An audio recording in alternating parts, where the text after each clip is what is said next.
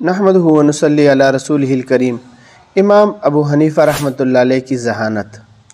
علامہ ابن جوزی رحمۃ اللہ علیہ نے ذکر کیا ہے کہ ایک دن ایک شخص کے گھر میں رات کے وقت چور گھس آئے، مالک مکان کو گرفتار کر لیا اور گھر کا سارا سامان سمیٹ کر لے جانے لگے، اور جانے سے پہلے انہوں نے مالک مکان کے قتل کرنے کا ارادہ کر لیا، لیکن ان چوروں کے سردار نے کہا کہ سامان تو سارا لے جاؤ لیکن اس کو زندہ چھوڑ دو، اور اس کے ہاتھ پر قرآن رکھ کر اسے کہو کہ اس قرآن پر ہاتھ رکھ کے کہو کہ میں کسی کو نہیں بتاؤں گا کہ چور کون تھے، اور یہ بھی کہلوایا کہ اگر میں نے کسی کو کہا تو میری بیوی کو 3 طلاق ہیں۔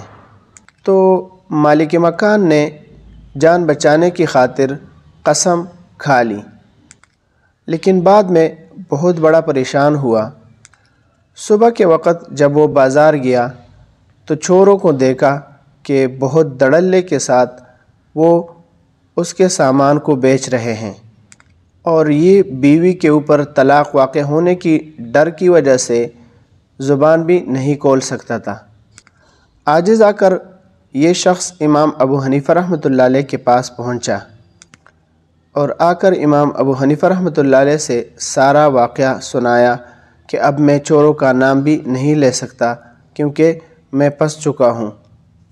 امام ابو حنیفہ رحمۃ اللہ علیہ نے اس شخص سے کہا کہ تم اپنے محلے کے معزز لوگوں کو جمع کر دو، میں ان سے ایک بات کہوں گا۔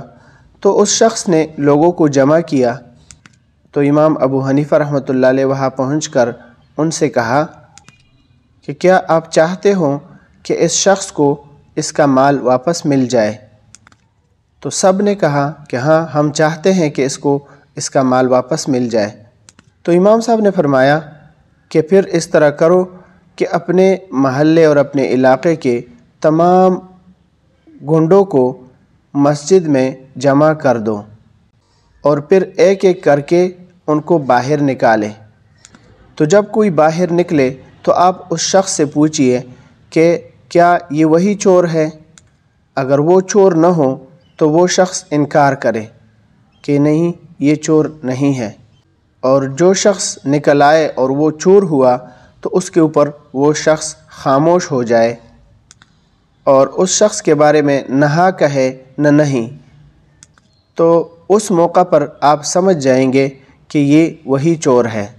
تو اس طرح وہ چور بھی معلوم ہو جائے گا اور اس کی بیوی پر طلاق بھی واقع نہیں ہوگی۔